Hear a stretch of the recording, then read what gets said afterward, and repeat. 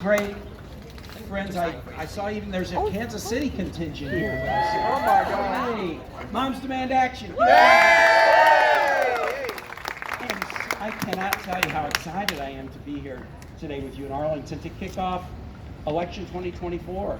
It is the biggest election of my lifetime.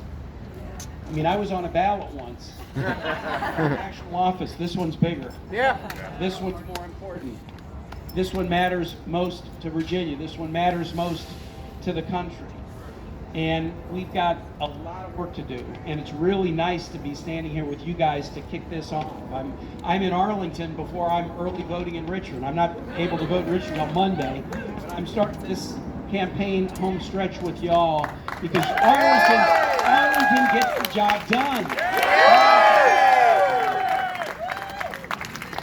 Very excited. We're here with some great candidates for the county board and for school board. I'm campaigning all across the state for our congressional candidates. I'll be with Suhas Subramaniam and Eugene Vindman later today.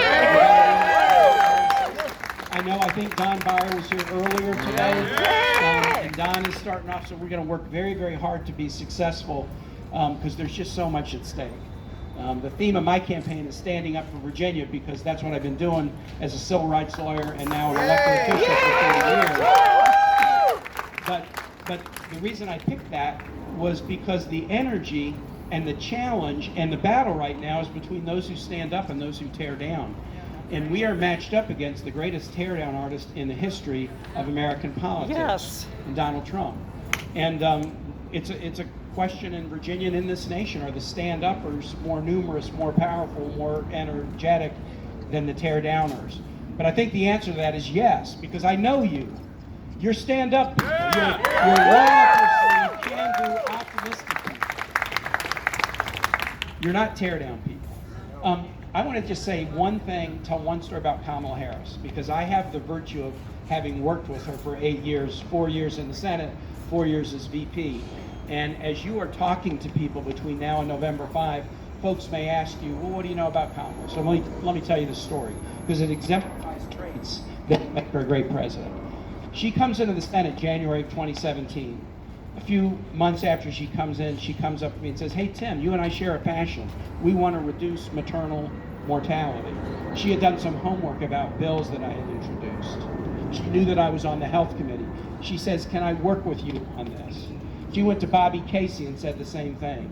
She went to Cory Booker and said the same thing. She went to Lisa Murkowski, Republican, said the same thing. She had done the homework to know who was pushing on an issue she cared a lot about. She challenged us to all work together, Democrats and Republicans, because our maternal mortality rate, the death of a mom after the first year after delivering a baby, is way too high. She challenged us, don't go small, go big. Tim, that's a good bill you have. That's just like a little piece of it. We could do so much more.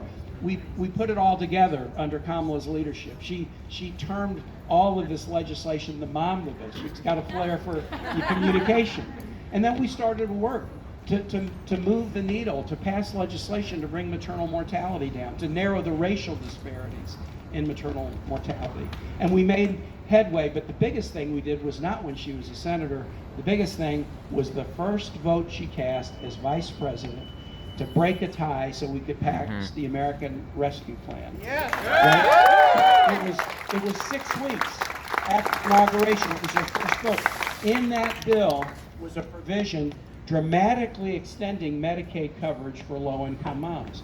And if you extend Medicaid coverage for low-income moms and they get better health care and they get better perinatal care, then maternal mortality comes down and racial disparities narrow. Why do I tell you that story? Because it exemplifies the following. Pick a problem, not a small one, a big one. Gather stakeholders together, not just Democrats, but Republicans too. Challenge everybody to go big, not go small, to do something really big, really move the needle. Then persist until you get legislation passed, but it's not about the bill, it's about the result.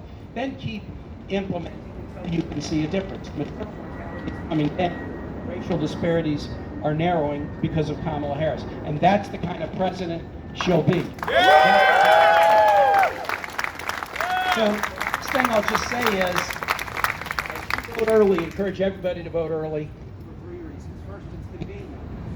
Vote at the time that's convenient for you.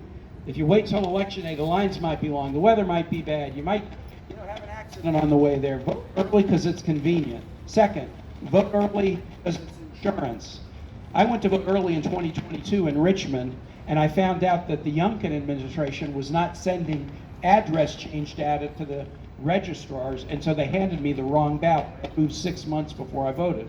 But because I voted early, I could say, I'm not voting today, we got to get this fixed, I'll come back and vote. In case there is a 1% chance that there's some glitch on election day, if you vote early, you can get it fixed to make sure your vote counts. And then finally, vote early for the most important reason: we will stop bothering you. We will stop bothering you. You may not know this, but the parties get the information about who has voted.